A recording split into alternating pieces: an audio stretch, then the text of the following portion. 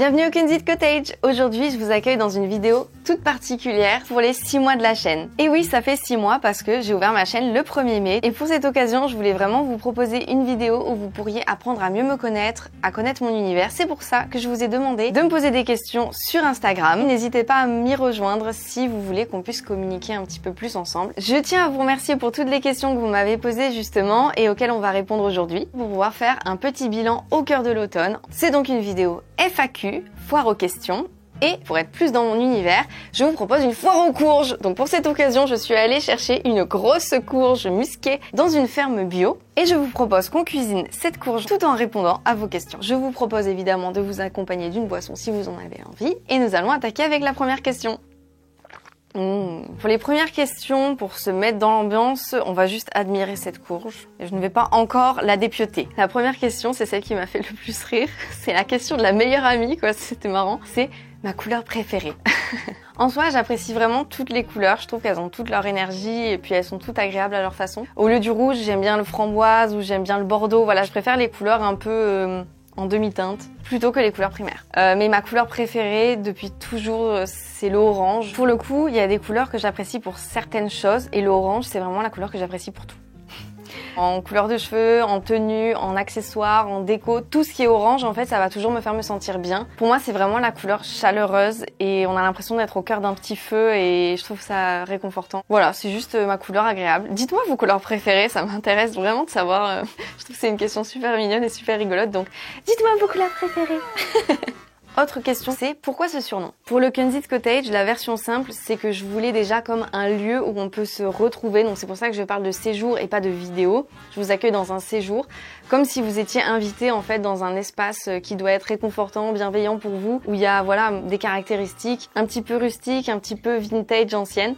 Donc d'où le mot cottage. J'ai hésité avec manoir aussi parce que je trouve l'ambiance très sympa. Et pour le mot Kenzie, quand j'étais ado, je m'intéressais un petit peu aux pierres précieuses et semi-précieuses et j'étais tombée sur la Kenzie. J'ai trouvé de suite ce mot super joli.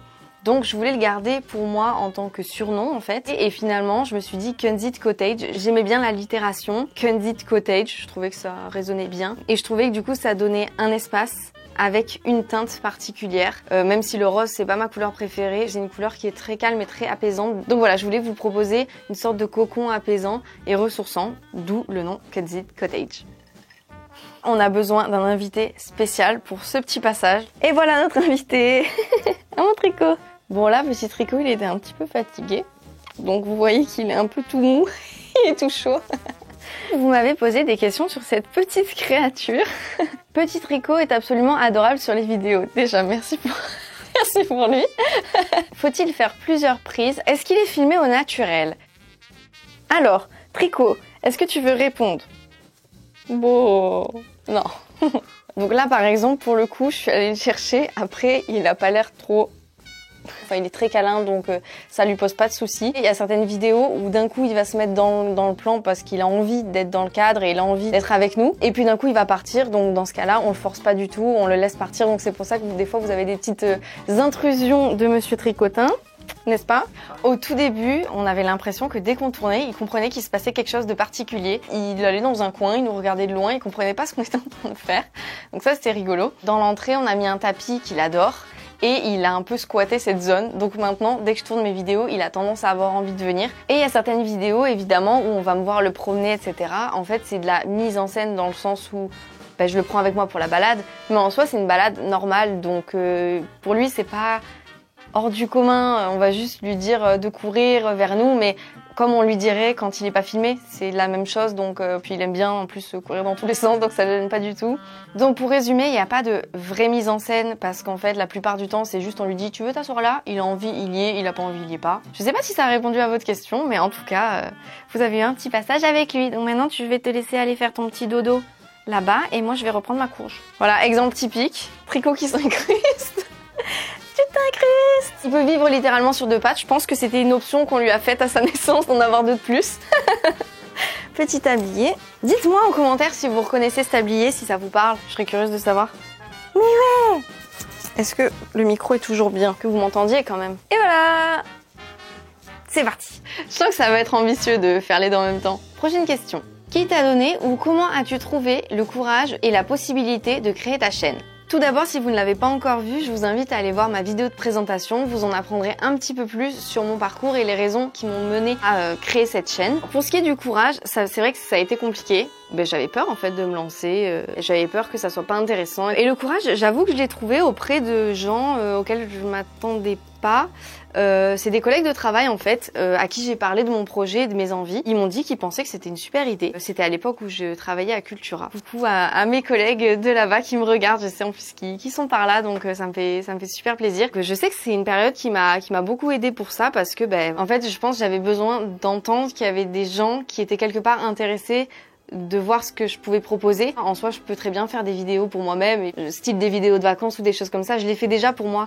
Mais la chose dont j'avais besoin, c'était d'entendre peut-être qu'il y avait des gens que ça pouvait intéresser réellement. Et que ça peut aussi leur faire du bien pour leur apporter quelque chose de positif, des inspirations ou quoi que ce soit en fait. Parce que s'afficher, c'est quand même pas évident. C'était ça dont j'avais besoin, je pense. Donc le courage, je l'ai trouvé là. Et aussi après dans le soutien que j'ai, par la famille, par mes proches, les amis. Mon copain qui filme toutes mes vidéos, donc d'ailleurs il est derrière. Coucou.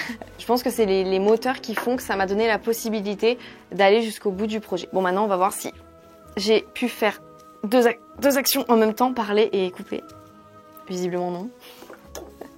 Je vais refaire un petit tour. En soi, ça me change pas trop de mon activité, qui est monteuse vidéo. J'ai fait des études dans ce domaine-là, donc c'est la prochaine question d'ailleurs.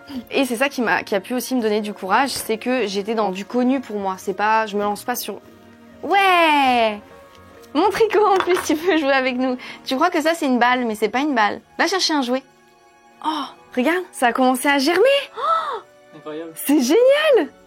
Trop bien. Je vais les garder de côté, on sait jamais, pour essayer de planter ou quoi, non? En fait, il y a quasi que ça. Quelqu'un est intéressé par des graines de courge germées ou...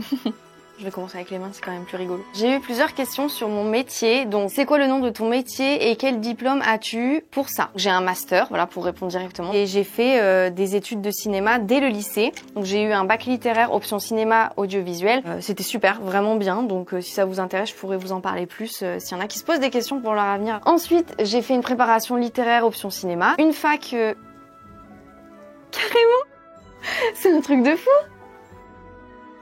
J'y crois pas, j'ai déjà un plan de courge dans ma courge, c'est un truc de malade. Attends, il y en a plusieurs en fait, je l'avais pas vu. Mes études, c'est un master en montage vidéo qui m'a permis d'avoir une micro-entreprise en tant que monteuse. Et pour en revenir au métier de monteur, pour faire très simple, pour refaire une vidéo, il faut quelqu'un qui filme, quelqu'un qui prend le son. Donc le montage vidéo, ça consiste à l'assemblage de l'image et du son sur un logiciel de montage, donc il existe plein de logiciels pour ça. Et l'objectif, c'est donc de créer une vidéo en gardant une continuité, une logique, en racontant une histoire. Des fois, il arrive que certains montages soient très différents de l'idée qu'on s'en fait au début, donc du scénario qu'on écrit, c'est-à-dire qu'au montage, tout peut changer. On peut se dire, tiens, peut-être ça irait mieux au début, ça irait mieux à la fin. Le montage, c'est tout le temps la recherche de l'équilibre, de l'arrangement des choses pour que ce soit dans l'ordre le plus agréable, le plus cohérent. Ça, c'est plutôt l'idée de la chronologie, de la cohérence, de la trame de fond de l'histoire. Et ensuite, on a l'importance de la dynamique. Donc ça, c'est souvent lié à la musique. Si c'est un montage sur de la musique, il faut que ça soit pas trop rapide, pas trop lent. Voilà, donc c'est trouver l'équilibre pour que la dynamique soit cohérente et agréable par rapport aux propos, à ce qui est dit ou à ce qui est raconté. Cet équilibre, on peut le trouver seul. Dans mon cas, quand je monte mes vidéos YouTube, je suis la réalisatrice de mon projet. Mais quand je travaille pour un client, je travaille avec un ami à moi qui est réalisateur, qui a sa boîte de production, et c'est lui en fait qui va me donner un petit peu la directive, son idée globale du projet. Moi, je vais être plus dans l'accompagnement. Je vais vraiment devoir répondre à une demande qui m'est donnée sur un sujet donné, avec une durée limitée, des attentes et des besoins spécifiques. Le monteur va être un petit peu l'accompagnateur dans l'accouchement du film. C'est vraiment une des dernières étapes importantes du film avant que vous le voyez au cinéma. C'est une étape importante dans laquelle il se passe aussi énormément de choix comme en tournage, mais c'est pas exactement pareil. Dans les petits projets, la plupart du temps, le monteur va gérer l'étalonnage, donc c'est tout ce qui est la colorimétrie, on va dire les filtres de la vidéo. Il va gérer aussi le montage son, donc c'est par exemple l'ajout d'oiseaux, on rajoute tout ce qui est sonore. La dernière étape, ça va être le mixage son, qui va être d'essayer de faire en sorte que les sons soient facilement audibles, que par exemple ma voix ne soit pas trop forte par rapport à la musique. Tout ça au cinéma, c'est des métiers bien spécifiques. Il y a beaucoup de monteurs qui récupèrent toutes ces casquettes, et donc c'est mon cas quand je travaille pour des clients. Une des choses qu'on nous apprend pas vraiment à l'école et que je pense pourtant être la chose la plus importante, c'est que c'est vraiment un métier de psychologie. Il faut réussir à se mettre dans la tête du réalisateur, dans la tête du client, même si on les côtoie pas. En tout cas, je pense qu'une chose à ne surtout pas mettre de côté quand on veut faire des études de monteur, c'est se poser la question, est-ce qu'on a envie d'être à l'écoute de quelqu'un? Est-ce qu'on a envie d'être à l'écoute d'un projet? Et c'est ça l'important, c'est de garder un regard clair. C'est toute une question de psychologie, d'essayer de se mettre dans la tête des gens et d'essayer de leur apporter ce qui leur fait plaisir et ce qu'ils attendent. Sans perdre de vue non plus ce qui est important selon nous dans la cohérence du projet pour raconter une belle histoire. Et c'est là que nous, on peut intervenir avec notre point de vue et dire là, moi, je suis sûre que c'est ça qu'il faut. Il arrive que, en effet, ce soit de très bonnes idées et que ça rende le film meilleur. La mission est totalement accomplie. On a réussi à amener le projet à la plus belle des naissances. Donc, en gros, voilà le métier de monteur. Pour rester dans l'idée du montage et des vidéos, j'ai une question qui me dit combien de temps en moyenne entre le choix du thème de la vidéo et sa mise en ligne. Je me rends compte que, en parlant, je me suis arrêtée totalement de m'occuper de ma courge. En soi, entre le choix du thème et la sortie de la vidéo, ça peut être assez rapide. La plupart du temps, l'écriture, c'est ce qui va être le plus court, en tout cas dans mes vidéos, parce que j'ai pas forcément de recherche à faire, voire des fois, il n'y a pas du tout d'écriture. Après, donc, il y a l'étape du tournage. Donc, c'est là que je vais filmer, comme je vous ai expliqué, et rassembler toutes les images pour pouvoir faire la vidéo. Par exemple, cette vidéo-là, elle va me prendre peut-être 2-3 heures de tournage, étant donné que je fais juste que parler devant vous, on va dire, donc ça va être assez rapide. Après, je vais garder les meilleurs moments de tout ce que je vous raconte. Et les vidéos comme accueillir le printemps, ça prend, on va dire, le temps réel de faire les choses. Accueillir l'automne se passe sur 2 jours, ça va me prendre 2 jours. Donc je tourne pas en continu, évidemment. Donc faut se dire que c'est quelque chose qui s'échelonne sur plusieurs jours. Sur toutes les autres vidéos que les face cam, en général, c'est quand même beaucoup plus long parce qu'il y a des inserts. Donc les inserts, c'est, ah oui, faut que j'explique, c'est des plans rapprochés qui permettent d'illustrer un petit peu le propos. Donc tout ça, ça prend un peu de temps, mais je trouve personnellement que ça vous apporte aussi quand même un petit plaisir de pouvoir vous poser presque devant un court-métrage. Moi, c'est ce que je recherche aussi. Donc c'est pour ça que sur ma chaîne, vous avez des contenus un peu différents. C'est entre le court-métrage et aussi le flux de paroles, un peu le clip. Voilà, j'essaie de vous proposer un contenu qui me plaît et qui soit quand même varié parce que j'ai envie qu'on ait des moments plus simples comme ceci où on peut discuter tranquillement et des moments un petit peu plus travaillés. Et ensuite, il reste la dernière étape, donc le montage. Pour ça, c'est pas évident de vous donner une durée réelle car ça change à chaque vidéo. En gros, il me faut une journée où je dérush, donc ça veut dire que je choisis tous les bons moments de la vidéo. Comme ça, je fais un ours, donc c'est la première version du travail, on va dire, de montage. Il y a aussi tout le moment où on cherche les musiques. Ça peut prendre 5 minutes comme ça peut prendre 6 heures. Enfin, vraiment, c'est un passage assez difficile parce que j'essaie vraiment de trouver une musique qui, pour moi, correspond à l'ambiance que j'ai envie de vous donner. Parce que je trouve que la musique joue beaucoup sur ce qu'on ressent. Et donc, pour moi, c'est vecteur d'émotion. Et ensuite, il y a le montage en soi. C'est pas forcément plus long. Et ensuite, il reste toute les finitions, l'étalonnage, comme je disais tout à l'heure, le montage son et le mixage qui permettent de finaliser la vidéo pour qu'elle soit vraiment propre et que ça passe d'une vidéo à un mini court-métrage, ce qui est ce que j'essaie de vous faire pour vous donner la meilleure qualité possible. En tout cas, c'est ce que j'espère. Tout ça, ça prend 7-8 jours, je dirais. Je pourrais aussi tomber sur des vidéos qui sont plus longues à monter. On va dire quelques minutes pour les idées, de quelques heures à 2-3 jours pour le tournage. Et ensuite, on rajoute minimum 3-4 jours à 8 jours. Ça fait à peu près 1 semaine à 1 semaine et demie, donc je pense. Après, c'est vrai que du fait de mon parcours, j'ai du mal à lâcher les projets. J'ai vraiment envie de vous proposer quelque chose le plus travaillé possible. Et donc, vous comprendrez, c'est pour ça que ayant un travail à côté, je ne peux pas trop vous sortir une vidéo par semaine. En tout cas, j'espère que vous comprenez mieux avec tout ce que je vous ai raconté, un petit peu le travail qui se cache derrière. Donc c'est mon cas, mais c'est le cas aussi pour tous les contenus vidéo que vous voyez. Il faut se dire que c'est des heures passées derrière. C'est pour ça aussi qu'on apprécie vraiment quand il y a un petit pouce, un petit commentaire, un petit partage de notre chaîne, un abonnement ou des choses comme ça. Parce que ce sont des actions qui nous valorisent, sachant que c'est du temps qu'on donne gratuitement et qu'on donne volontiers. C'est très valorisant et ça fait vraiment plaisir de se dire qu'il y a des gens sympas derrière à qui notre contenu plaît et qui nous accompagnent. Donc voilà, merci à vous tous. Alors c'est parti, on va attaquer la découpe. Donc les prochaines questions, c'est sur le thème de l'automne, si ça vous intéresse. Je fais un test de couteau là d'abord. Oh, incroyable celui-là. Et lui? Oh, j'ai pris lui tout à l'heure là pour le chapeau, dis, j'aurais dû prendre lui. C'est parti pour de l'efficacité du coup, magnifique. C'est trop bien, ça va être trop vite fait cette histoire. Tic, tic. Allez, que représente l'automne pour moi? Ça représente donc les 6 mois de la chaîne, donc ça sera toujours un petit anniversaire pour moi qui me fera plaisir. Ça sera pas difficile à imaginer que pour moi c'est un moment que j'aime particulièrement parce que le orange est mis à l'honneur avec les feuilles d'automne, etc.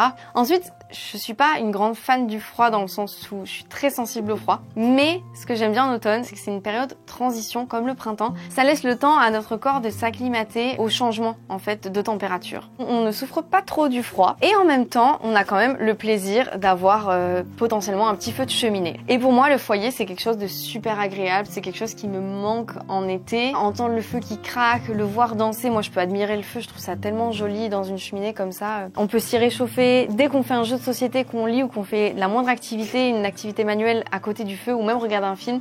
Je trouve que ça donne une ambiance vraiment particulière au moment, donc moi c'est ça aussi qui me plaît beaucoup. J'apprécie énormément la pluie et les orages, tout ce qui est cette ambiance, dès qu'il y a du brouillard, tout ça, je me sens vraiment particulièrement bien, si bien que tous les matins en général en automne, même en hiver, je me réveille en ouvrant les volets, j'espère qu'il va faire gris, j'espère qu'il va pleuvoir. Bon, à savoir que je suis dans le sud de la France, donc c'est pas quelque chose qui arrive tout le temps. Et dès que ça arrive, j'adore. Je pense qu'à force de faire des activités cosy quand il pleut dehors, mon cerveau, il a vraiment associé, il fait gris, c'est le moment pour faire que des choses trop bien. J'aime bien toutes les saisons parce qu'en fait, je trouve qu'elles passent quand même relativement vite si on y fait attention. En sachant qu'il y a 3 mois, mais que au début, c'est pas vraiment l'automne, au milieu, c'est l'automne et à la fin, c'est plutôt l'hiver. Donc finalement, chaque saison est assez courte et elle évolue énormément et je pense que c'est ça qui me plaît. Et en automne particulièrement, c'est vrai que pour beaucoup de gens, ça fait penser un peu à tout ce qui est sombre. Voilà, il y a des fêtes un peu sur le thème de la mort, des choses un peu tristes en automne. La perte de luminosité, le changement d'heure. Halloween aussi, qui est quelque chose de sombre et que tout le monde n'aime pas. Mais justement, moi ce que j'apprécie vraiment, c'est le fait que la nature se repose et s'endorme. Peut-être une chose aussi qui est triste pour certaines personnes, c'est de voir la mort des feuilles. Mais en fait, il faut se dire que c'est cyclique et que pour qu'on ait des belles feuilles qui arrivent au printemps, il faut bien qu'elles partent. Et moi, c'est ça que je trouve assez poétique. C'est une période qui nous permet de rentrer dans notre foyer pour être au chaud, qui nous permet de rentrer dans notre tête pour avoir des réflexions. Il faut pas se mettre de la pression ou s'angoisser avec des réflexions. Mais je pense que ça peut être une bonne période pour faire un petit bilan, se tourner vers soi et voir les choses qu'on veut lâcher aussi, un petit peu comme les arbres qui perdent leurs feuilles. Donc ça peut être vraiment une période intéressante pour ça. Et moi, je la vois un peu comme ça, justement. Et il y a aussi, étant donné que je mange quasiment que de saison, le plaisir de retrouver certains légumes, donc comme la courge, comme le kaki, les châtaignes, les poires, les clémentines aussi. Et il y a aussi une chose à vous dire.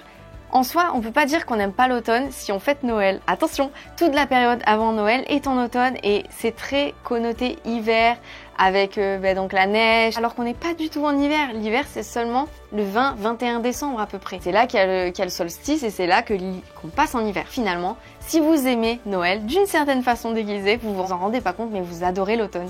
Parce que c'est l'automne qui nous permet d'avoir cette période cosy. Même si elle est tournée vers une esthétique d'hiver, il faut pas oublier que le décor au dehors est dans une ambiance d'automne. Parce que ce qu'on voit, c'est quand même des feuilles qui tombent. C'est la conclusion de l'automne, l'aboutissement. Dites-vous que la conclusion de cette période d'automne, c'est d'aller vers Noël et de passer ensuite en hiver. Et une chose que j'apprécie aussi particulièrement, c'est Halloween. J'aime beaucoup tout ce qui est féerique et poétique, mais j'aime aussi énormément tout ce qui est peut-être un petit peu plus sombre, un peu plus, je dirais pas lugubre, mais spooky. J'aime bien les légendes autour des monstres ou des créatures un peu mythologiques, les histoires de fantômes ou de sorcières, les films de Tim Burton ou ces ambiances-là. Je pense qu'il faut aussi se dire que on peut voir l'automne comme la mort de la nature, le repos de la nature plutôt, pour une renaissance plus tard. Et je pense aussi qu'on peut apprécier des films un petit peu plus morbides, glauques, spooky, mais dans une ambiance cosy. Voilà, se dire feu de cheminée, des petites histoires de fantômes mais qui font pas trop peur. Voilà, moi je trouve que cette ambiance-là, elle est agréable parce qu'elle dure pas forcément toute l'année. Parce que c'est une période où on parle de ces sujets, où on s'intéresse à ces sujets, et pour autant, un mois après, on se retrouve à Noël et c'est une toute autre énergie.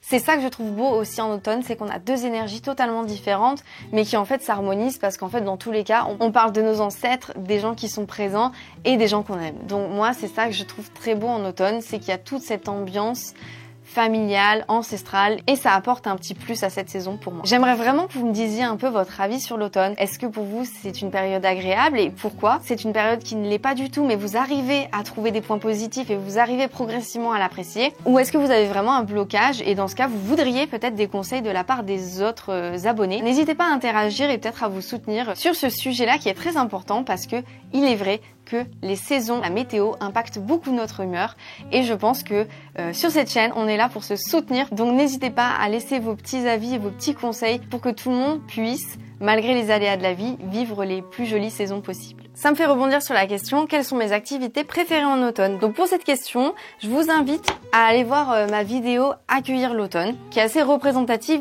du genre d'activité que j'aime faire, en sachant que chaque année, évidemment, je ferai plus de vidéos sur ce contenu. Je vous la mets dans le petit i, et aussi la vidéo sur la fête de la châtaigne.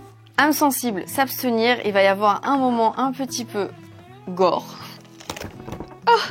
Oh, ça marche bien, regarde. Magnifique. Bon, c'était vachement facile à ouvrir.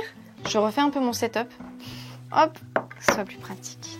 J'adore promener en forêt, sauter dans des tas de feuilles, profiter du temps de pluie, que ce soit en intérieur ou en extérieur, les feux de cheminée quand il commence à faire suffisamment froid, me mettre dans l'ambiance avec des films, des livres, aussi des ambiances télé, faire des activités manuelles un peu dans le thème, donc par exemple qui sont plus dans les tons orange ou peut-être des pulls, des choses un petit peu qui se tournent vers la saison froide. Cuisiner évidemment des choses donc de saison, manger des marrons chauds, ça c'est très cool, et trouver des tisanes ou des boissons en fait qui changent un petit peu, parce que c'est vrai que c'est important de varier son alimentation, varier les choses qu'on apprécie boire et manger pour que ça soit au rythme des saisons ou au moins pour les nutriments et les apports que ça nous donne. Je trouve que ça peut être sympa de trouver des choses saisonnières. Si c'est quelque chose de bon pour la santé, c'est cyclique et ça reviendra. Et si c'est un petit peu plus des friandises, au moins c'est sur une petite période et ça change ensuite. Et aussi, une autre chose que je trouve importante, mais que j'ai pas trop mis en avant sur ma chaîne, c'est que en automne, moi, je suis vraiment entre deux ambiances. C'est l'ambiance automne, donc vraiment plutôt la nature, l'observation de la nature, tout ça, et l'ambiance Halloween. Donc je pense que c'est deux axes différents aussi. Si on n'apprécie pas forcément faire Halloween, on peut faire l'automne, et vice versa. Il y a des gens, ils vont pas du tout voir l'intérêt de mettre des feuilles d'automne de partout et de décorer en automne. Je pense qu'il faut trouver aussi l'angle d'approche qui peut nous plaire. On va passer à un autre petit sujet qui est c'est quoi le cottagecore, le dark academia, tous les styles vestimentaires que j'apprécie ou même les styles un peu de décoration. Si ça vous intéresse vraiment, je vous ferai une vidéo sur le sujet, dites-moi. Donc pour faire simple, le cottagecore, c'est un style qui s'est assez développé pendant, on va dire, la période à peu près du Covid, où les gens ont voulu retourner vers quelque chose d'assez simple, naturel et un peu historique aussi. Et en fait, le cottagecore, donc ça veut dire c'est la tendance du cottage en fait, c'est l'ambiance cottage. Et le cottage, c'est la chaumière en français. Oula. Salut.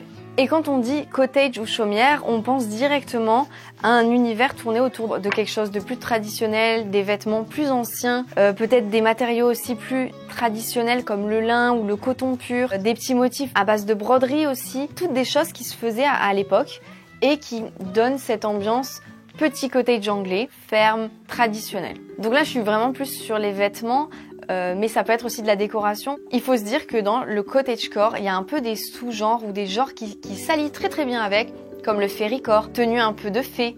On a aussi le farmcore, donc tenue vraiment inspirée de la ferme. Donc là, il y a vraiment beaucoup plus de tabliers. Donc n'hésitez pas à faire des recherches si ces styles vous intéressent ou au moins vous intriguent, parce qu'il y a vraiment des super jolies tenues, très originales et qu'à une époque les gens n'auraient peut-être pas osé porter et qui enfin sont à la mode. Donc moi je m'en fais une joie parce que c'est beaucoup plus simple de s'en procurer maintenant. C'est je trouve super qu'on soit allé vers ce genre de tendance parce que les gens qui ont toujours voulu s'habiller comme ça ont enfin trouvé les ressources nécessaires pour pouvoir avoir une garde-robe qui leur plaît. Donc je trouve ça très bien. Et ça peut être aussi un style qui peut vous plaire pour du cosplay, pour une soirée déguisée ou des choses comme ça. Et le Dark Academia ou Light Academia, donc c'est plus ou moins la même chose, sauf qu'il y en a un qui est plus sombre, on va dire, dans des tons plus sombres, et l'autre qui est dans des tons beaucoup plus clairs.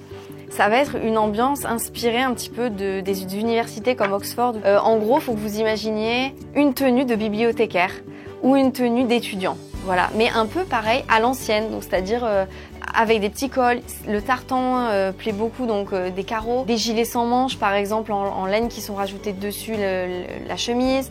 Ça peut être de longues robes, ça va être souvent des gilets, des pantalons ou des jupes taillottes. Pourquoi pas des chaussures Mary Jane. Donc voilà pour ces styles vestimentaires. Ce sont des styles que j'apprécie beaucoup, que je mets en avant sur cette chaîne parce que c'est quand même le Kunzit Cottage. À savoir qu'au quotidien, je m'habille aussi dans d'autres styles parce que j'aime littéralement tous les styles. Je peux des fois m'habiller en mode grunge, des fois en mode baba cool avec un sarouel, des fois très moderne avec du fluo et des buffalos. Je pense que le style vestimentaire, faut aussi faire ce qui nous plaît. Je suis pas du tout du genre à dire qu'il faut se catégoriser dans un style. Mais moi, c'est vrai que quand je fais mes vidéos, j'apprécie particulièrement cette esthétique. Et souvent, au quotidien, je m'habille dans ces styles-là. Mais je pense que c'est pas parce qu'on apprécie un style qu'il faut absolument se dire c'est mon style, il faut absolument que je sois dedans. Si c'est ce qui vous plaît, c'est super, mais je pense que s'enfermer par contre dans un style, ça peut être quelque chose de limitant, à moins que vous en ressentiez le besoin parce que vous adorez ça. Selon moi, il est bien de se sentir juste libre, de porter ce dont on a envie quand on en a envie, parce que ce qu'on porte, c'est aussi des fois un reflet de ce qu'on ressent, de ce qui nous plaît et de ce qu'on est. Donc je pense qu'il faut juste être en accord avec soi-même et s'en moquer de tout le reste. Donc voilà, j'espère que le résumé de ces styles vestimentaires sera assez clair. J'ai pas trop développé tout ce qui est les courants plutôt de décoration, mais c'est un peu la même idée, n'hésitez pas à aller faire des recherches si ça vous plaît. Vous avez été plusieurs à me poser des questions sur la seconde main. Je vous rappelle qu'il y a une petite vidéo à ce sujet où vous aurez peut-être certaines réponses aussi et qui peut peut-être vous intéresser avec des conseils. La question c'était depuis quand est-ce que je porte de la seconde main? Est-ce que j'ai eu un déclic pour ça? Et est-ce que c'était pour un côté écologique ou de l'originalité au tout départ? En fait, mes parents, quand ils étaient jeunes, ils allaient s'habiller des fois dans des friperies parce qu'ils trouvaient ça beaucoup moins cher et qu'ils trouvaient aussi des pièces assez originales. Et ensuite, moi, quand j'étais petite, c'était pas une norme avec mes parents parce qu'on était dans une époque où on se posait un petit peu moins de questions. Je dis ça parce que c'est ce que eux me disent maintenant. Ils se rendent compte que on se pose beaucoup plus cette question-là de façon générale et ils trouvent ça super. Donc quand j'étais petite, la seconde main, je l'ai toujours faite sans forcément en avoir conscience et pas forcément tout le temps non plus. Il est vrai que pour pas mal de cadeaux, mes parents allaient dans des brocantes ou des vides-greniers et ils me trouvaient des fois des choses que j'avais pas du tout sur ma liste de cadeaux. Je me souviens que j'avais eu par exemple une énorme maison de poupée, mais vraiment elle était haute du sol jusqu'ici et elle était immense, je pouvais mettre mes Barbies debout dedans et mes parents ils avaient dû l'avoir pour 20 € alors que c'était vraiment un objet qui devait valoir très cher neuf et en fait elle était incroyable et moi pour moi je voyais pas du tout de différence. Des fois on va acheter de seconde main, c'est pas qu'on est radin ou quoi, c'est la question de l'écologie aussi. Ça peut être un tout aussi beau cadeau que d'acheter du neuf, ça fait tout autant plaisir et en plus ça donne une seconde vie à un objet. Je trouve que la satisfaction elle est immense.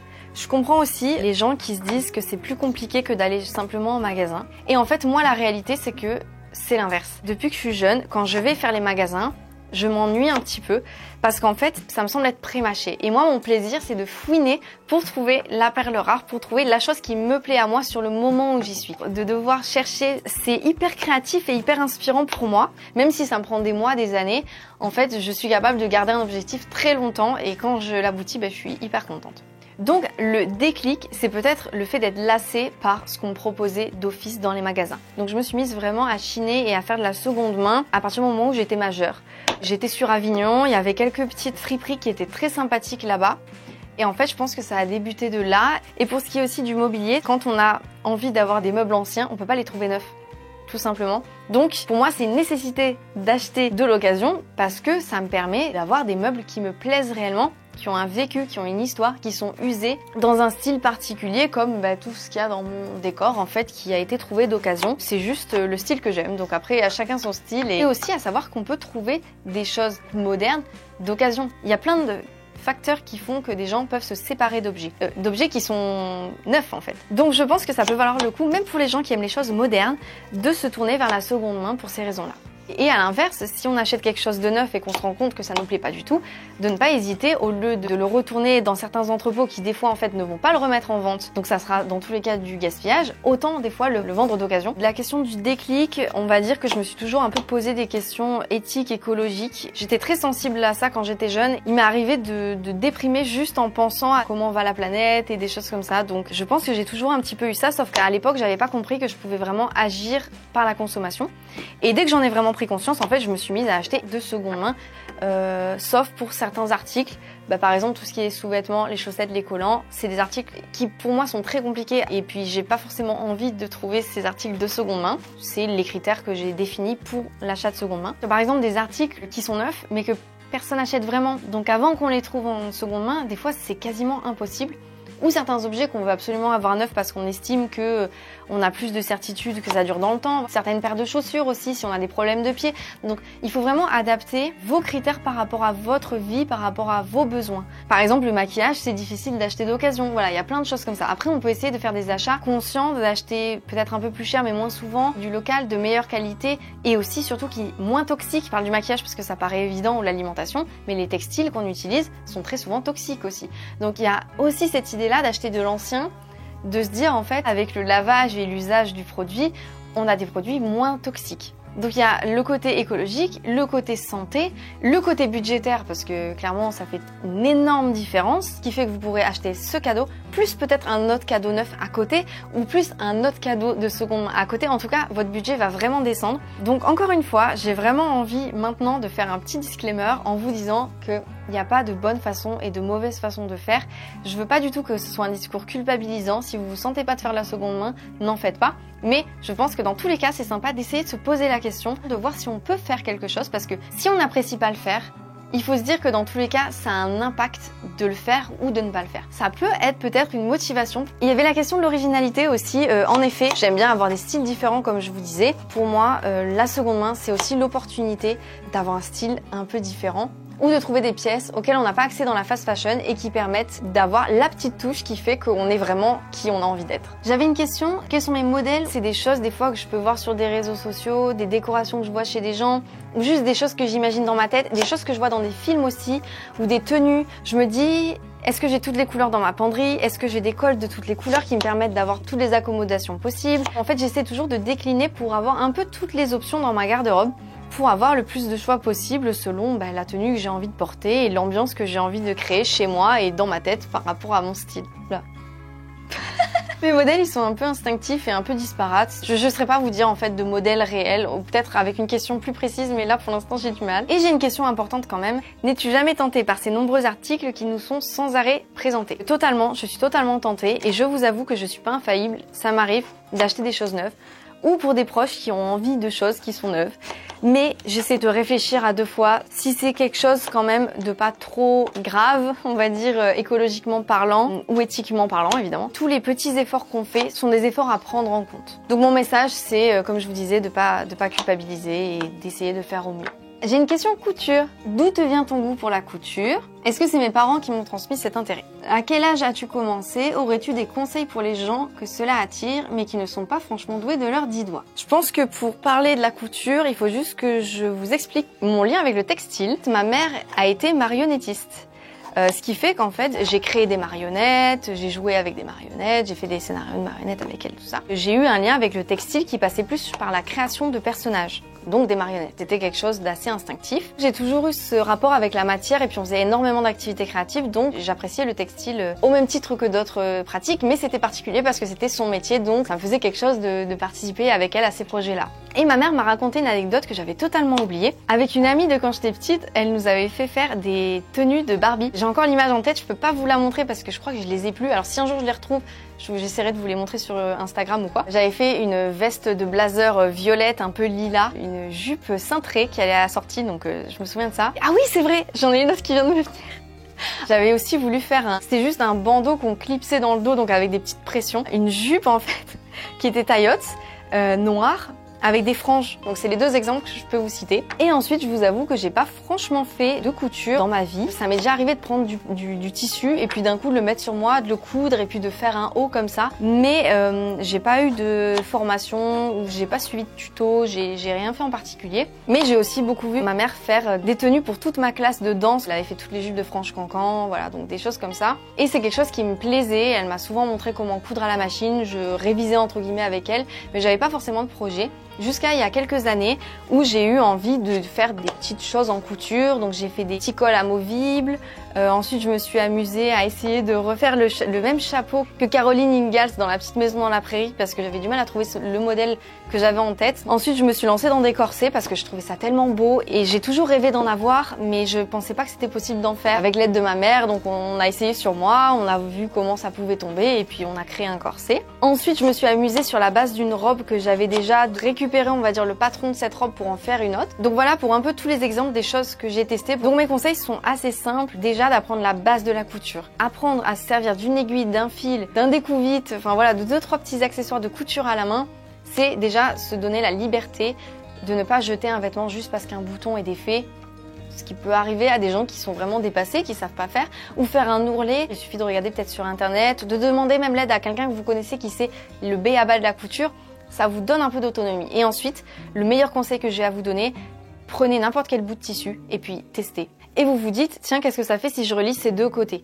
Donc vous essayez plusieurs types de points. Je pense que vous n'avez pas forcément besoin d'aller même voir un tuto. Juste en se disant, bah, si je pique d'un côté de l'autre, qu'est-ce que ça fait? Si je pique d'un côté de l'autre en passant par le centre, si je pique en zigzag, vous pouvez juste essayer de voir qu'est-ce qui vous passe par la tête quand vous prenez un tissu. Et ça, je trouve que c'est déjà quelque chose de super. C'est une approche qui est peut-être pas très standard, qui va peut-être pas vous mener à faire des robes de haute couture, mais en tout cas, ça peut vous permettre de comprendre si cette matière vous plaît et si vous avez envie d'aller plus loin sans vous mettre la pression de devoir aboutir à un projet magnifique, super bien réussi. Le but, c'est juste de vous faire plaisir et de découvrir si ça vous plaît. Ensuite, vous serez toujours à temps de prendre des cours, de regarder des vidéos YouTube, des tutos, des choses qui peuvent vous aider à vraiment aller dans un vrai projet de couture.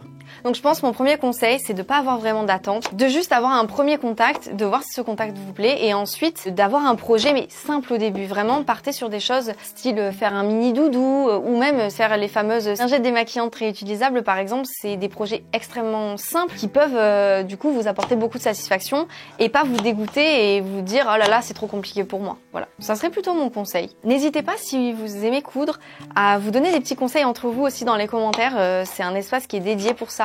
Tous les conseils bienveillants sont bienvenus de toute façon. Donc j'avais envie de vous proposer une vidéo de couture absolument pas conventionnelle pour que tous et toutes vous puissiez avoir des bases qui vous permettent de rafistoler vos vêtements, mais sans non plus devoir découdre tout le vêtement, le recoudre. Une vidéo qui vous montre comment reprendre vos vêtements pour pouvoir les porter si vous avez pris du poids, perdu du poids, vous l'achetez et qu'en fait il est trop long, qu'il est trop court. Enfin plein de caractéristiques qui font qu'on se pose la question de garder ou non un vêtement, de s'en séparer alors qu'on a des fois le coup de cœur et qu'on veut pas s'en séparer. De toute façon un vêtement est quelque chose en mouvement sur quelqu'un qui est en mouvement, donc même si c'est pas la perfection, il y a que vous qui serez au courant. Moi j'ai vraiment envie de vous donner mes outils qui permettent de s'habiller avec du lâcher prise et de vraiment porter ce qui vous fait plaisir et d'adapter pour que ça vous aille le mieux possible. J'ai donc mon fidèle autocuiseur qui me permet de cuire mes légumes à la vapeur. Je vais en même temps répondre à l'avant-dernière question qui est sur le thème du road trip et de la van life. Alors, la question c'était, tes voyages en voiture aménagée, qu'est-ce qui les a motivés? Cela semble être la liberté, mais comment faites-vous pour tout ce qui est de l'ordre matériel? Prendre une douche, se laver les cheveux, se raser, aller aux toilettes. Déjà, si vous savez pas trop de quoi on parle, je vous conseille d'aller voir dans ce cas ma vidéo sur les routes du Cozy Cottage qui vous explique ma façon de voyager un petit peu atypique, donc en voiture aménagée. Donc pour en revenir à la motivation, ça m'a toujours fasciné le fait de à la fois avoir une maison qui permet d'être suffisant et de vivre comme il faut, et à la fois de pouvoir voyager et d'être itinérant, on va dire, de se déplacer comme ça. Ça me fascinait en fait, voilà, le fait de trimballer ses affaires avec soi. J'ai fait un premier voyage en 2018 en voiture et j'avais dans mon coffre tout le matériel pour faire du camping. On s'arrêtait donc dans des campings sur notre chemin pour visiter plein de choses en France, c'était superbe. Par contre, en fait, ça ne nous a pas forcément plu de s'arrêter à chaque fois à un nouvel endroit. Ce qu'on cherchait, c'était le fait de se déplacer en mouvement et pas juste de rester à un endroit et d'épuiser un secteur. On aime bien faire ça sur un jour ou deux, mais après se déplacer et aller plus loin, on trouve ça vachement plus agréable et simple d'avoir juste sa voiture parce qu'à tout moment, tu peux te dire je dors là cette nuit, je dors pas là cette nuit. Ça nous permet d'être autonome, d'aller exactement... Coucou! Il y a Tricot. D'aller exactement à l'endroit où on veut être pour dormir et pas forcément dans un endroit où on est un peu entassé parce que nos seules expériences de camping, en fait, à chaque fois on se fait réveiller, il y a du monde. En fait, c'est trop social pour nous. On cherche quand on voyage à être un peu isolé. Et donc, ce qui nous a motivés aussi, c'est cette idée de vraiment en fait être absolument libre de faire ce qu'on voulait. Voilà, c'est vraiment ça qui nous a fait rêver et en fait c'est vraiment ça qu'on arrive à vivre en voyageant de la sorte. Donc comme le disait le commentaire, ça semble être la liberté et c'est vraiment le cas en tout cas pour nous. Ça nous permet de voyager à moindre coût, de pas être dans des logements, on n'a pas envie de loger dans des hôtels ou des choses comme ça. C'est pas ce qui nous fait rêver. Et aussi, on n'aime pas forcément aller manger dans des restos, dans des endroits où la nourriture est déjà cuisinée pour nous, parce qu'en fait, on aime bien choisir ce qu'on mange, cuisiner ce qu'on désire. On préfère presque manger des boîtes de conserve plutôt que d'aller sur tout un voyage au restaurant et manger, c'est vrai, une nourriture assez riche et pas forcément très digeste, en tout cas pour nous. En fait, d'être toujours libre de faire nos choix. Donc si on n'en a pas envie, juste on mange simplement. Et c'est vrai que le fait d'avoir notre propre voiture avec notre nourriture à l'intérieur, ça nous permet d'avoir de l'autonomie. Donc ça, on apprécie énormément notre autonomie. Et la question ensuite qui était d'ordre très pratique, et plutôt tout ce qui est l'hygiène visiblement, c'est vrai que c'est quand même le point le plus compliqué et je comprends le point qui pose le plus de questions. C'était aussi nos gros questionnements quand on a débuté tout ça. La douche, on se douche dès qu'on en a l'occasion, avec une douche solaire. Se laver les cheveux, c'est pareil. Donc avec la douche solaire, j'essaie de pas les laver trop régulièrement parce que quand on a les cheveux longs par exemple, ça va être très long pour les rincer et les sécher. Pour se raser, si c'est possible, s'épiler à l'avance, c'est toujours plus simple, c'est sûr. Et pour ce qui est des toilettes, dès qu'on est dans un lieu où il y a des toilettes, on en profite. Et après, sinon, dans la nuit, par exemple, on sort de la voiture et puis on fait dans la nature. Et rarement, en journée aussi, si on est en pleine nature et qu'il n'y a pas de toilettes, c'est la même chose. On compte faire une vidéo vraiment dédiée aux équipements qu'on a pour vivre au quotidien quand on est sur une période de vacances et qu'on voyage. J'avais 2 dernières questions. D'où me vient mon univers si particulier? Merci beaucoup. Je saurais pas vous dire. J'ai mis à la fin parce que c'est un peu l'ouverture et la conclusion. J'essaie vraiment de vous montrer qui je suis sans filtre au maximum. Je me censure un petit peu sur la grossièreté parce que sinon...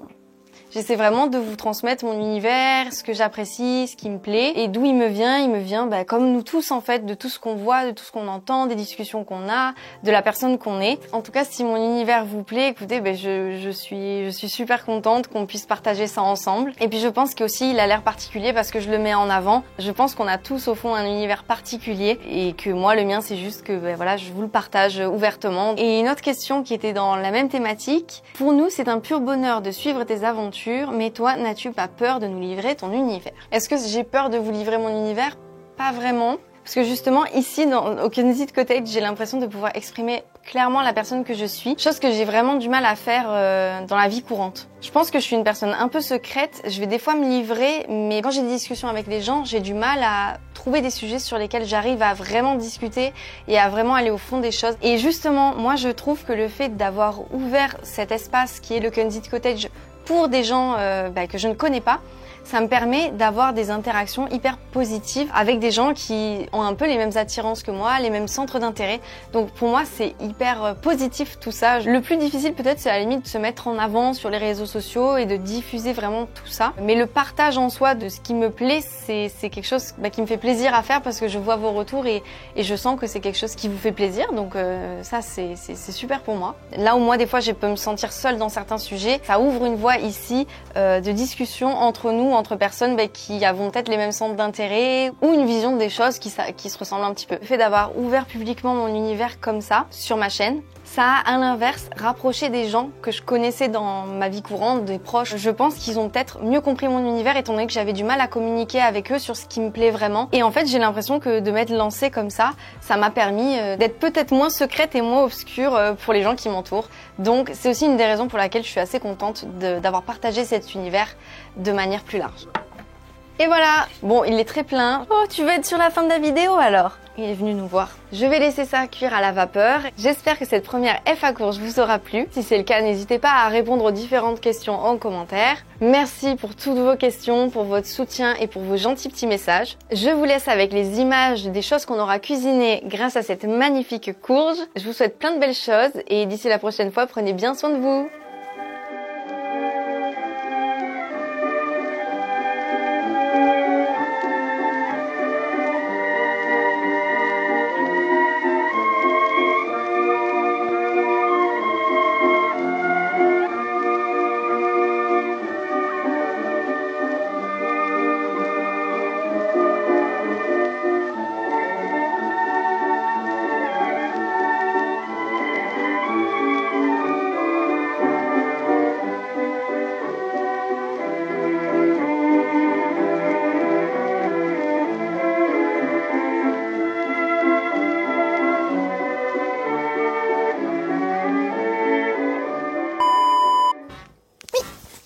J'allais l'oublier. C'est dur de répondre à ces questions.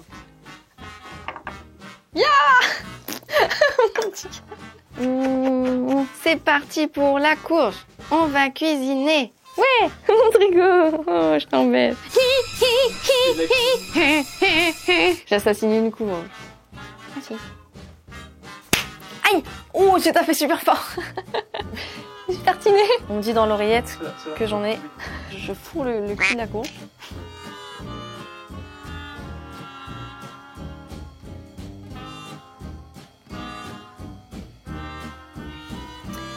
Déclave, merci Julie. Voilà, et on a perdu un soldat.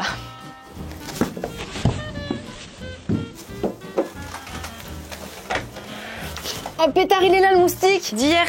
Je l'ai eu, je sais pas en fait. On va dire que oui.